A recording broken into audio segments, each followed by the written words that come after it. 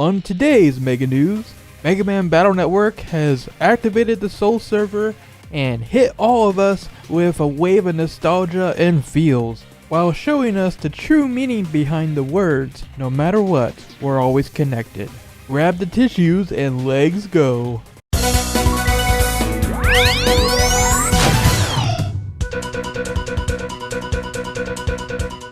Hello everyone, and welcome to your Mega News for March 27th, 2023. Coming to you from the ShadowRockZX YouTube channel and the MMNetwork.com. Today, it's all about Battle Network, baby. We are just a little over 2 weeks away from the Mega Man Battle Network Legacy Collection on April 14th, and the hype train is not pulling the brakes anytime soon, so we got a number of fun updates on the series in general to share today. Let's begin with a pair of new Japanese trailers for the Battle Network Legacy Collection. By the way, these are the very first commercials that Capcom has ever made for a Legacy Collection, period. Which is further indicative of how much they are going all in on this collection, and how passionate the people working on it are for this series. Speaking of passions, these commercials are literally a blast from the past. They take us back to the early 2000s, when kids would play the Mega Man Battle Network games while watching the anime and commercials on TV or reading the manga. And that's why we have an anime version and a manga version of the trailer. The anime version starts out with the intro of the Rockman EXE anime, while the kids use the infamous Tree Bomb Prism combo that we've been talking about so much because, well, the devs have been talking about it so much. They really want you to know that it is still in the Legacy Collection in single player. In PvP they fixed it like we covered before. In the next scene, the kids perform the program advance at the same time as Lan and Mega Man in the anime. Life Sword? Beta Sword? Dream Sword?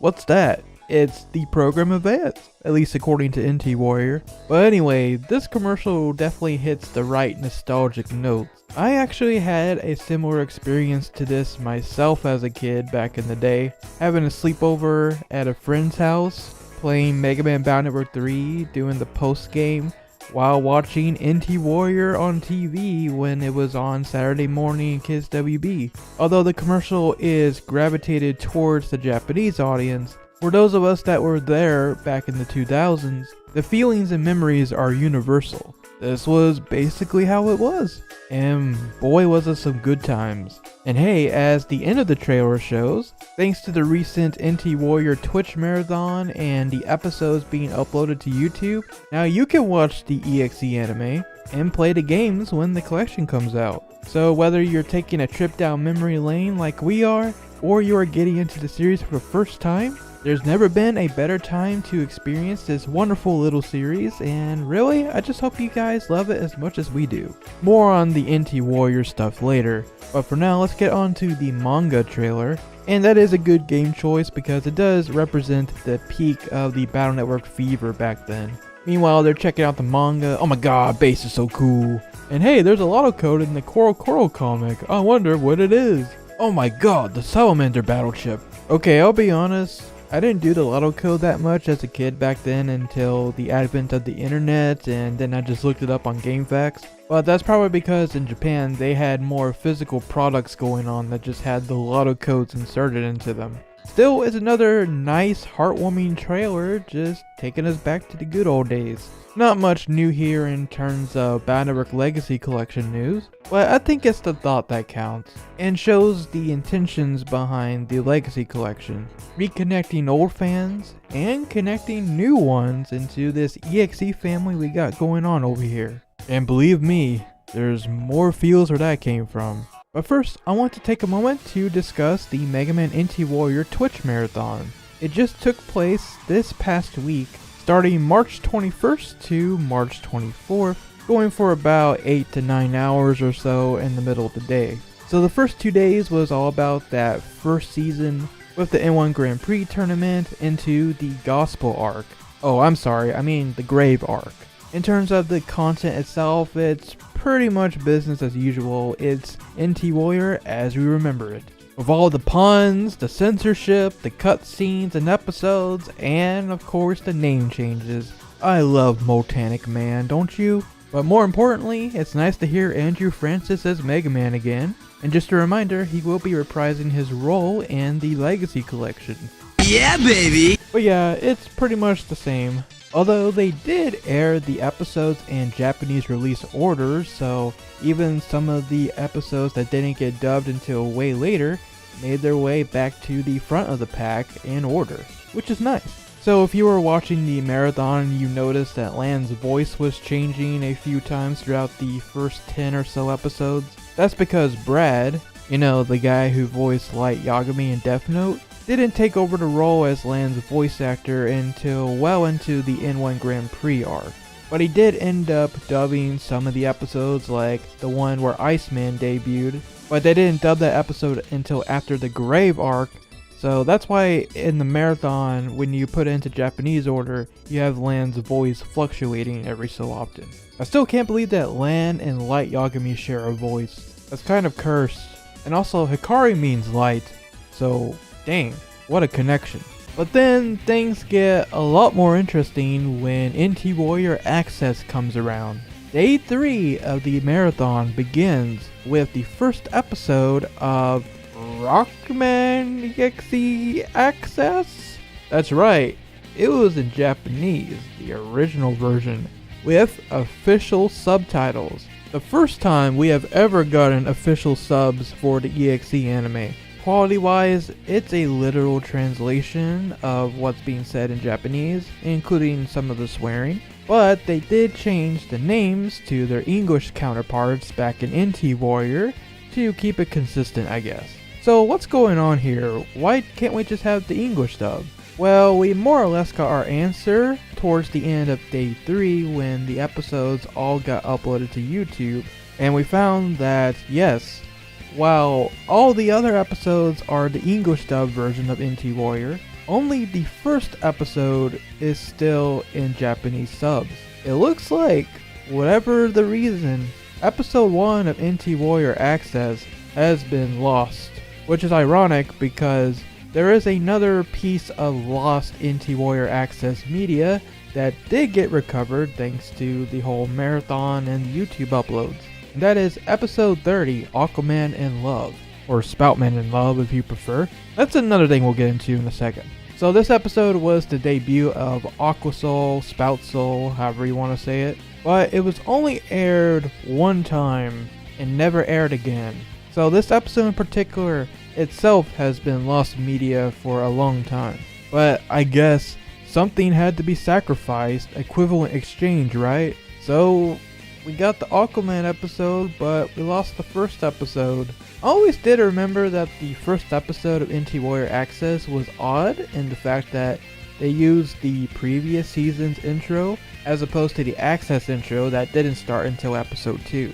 Well anyway, yeah, if you want to hear the English dub for the first episode of NT Warrior Access, now you gotta go look up the really old and low quality version that other people have uploaded on things like YouTube and other places online. But it's not going to be as high quality as the official Capcom uploads are. Instead, you get some English subs. And while it's clear that they only did the English sub to kind of preserve the episode as best as they could, that really does open the floodgates into other ideas like, man, well, if they're going to sub one episode, why not sub all of them? Heck, go ahead and give us official subs of Stream, Beast, and Beast Plus so we can actually watch those in our own language as well, even if they aren't English dubbed. Of course, no news on this front, but man, it would be nice. But anyway, like I said, all the Mega Man NT Warrior episodes, minus the first episode of Access, are now on YouTube. Originally they said it was going to be on the Mega Man YouTube channel, but actually it's on the Capcom USA YouTube channel instead. They even got playlists for the first season and the Access season, so you can watch them all right now and either re-experience the nostalgia or see what you were missing. Some people might argue you're not missing much, but hey, I enjoy it. Then again, I grew up with it, so I might be a little biased. If you want to see an episode where the English dub really shines, I recommend NT Warrior Access episode 37, Mysterious Masked Navi.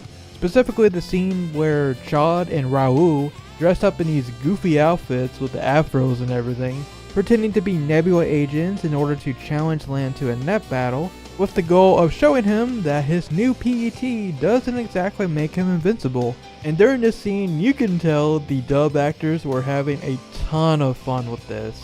And when they're having fun, we're all having fun. Give it a watch if you want. Now, unfortunately, that brings me to a critical error they made with the YouTube uploads. You remember how I mentioned that NT Warrior cut some episodes from its run? Well, that caused some problems with the episode naming. You see, for the YouTube uploads, Capcom opted to go for the Japanese episode titles, not the English dub ones, which I guess have been lost to time as well, except for the people who did bother to document it way back then. So yeah, all the NT Warrior uploads are using the Japanese titles, but again, with some of the names being changed to their English counterparts. The issue is, they went episode by episode, including the Japanese episodes that didn't make it to NT Warrior.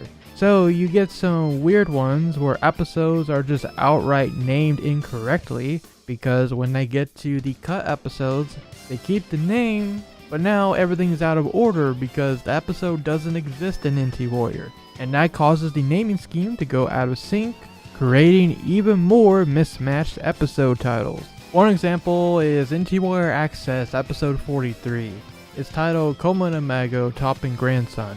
That's a reference to the Top Man episode, which does not exist in NT Warrior. Instead, episode 43 is supposed to be about Miss Yuri, not at all about Top Man and the old man. So, well, that's an oopsie poopsie.